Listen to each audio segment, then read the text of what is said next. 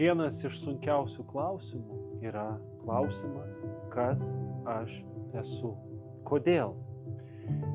Iš vienos pusės sunku jį atsakyti todėl, kad visą gyvenimą žmogus keičiasi, visą gyvenimą žmogus vystosi, visą gyvenimą žmogus auga. Nuo pat gyvybės užsimezgimo iki senatvės ir mirties.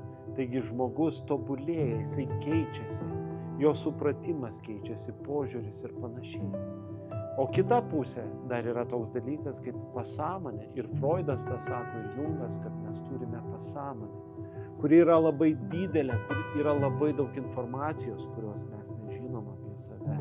Ir ta informacija taip pat daro įtaką mūsų kasdienybei. Taigi štai kodėl yra sunkus klausimas, kas aš esu, ir jį labai nelengva atsakyti.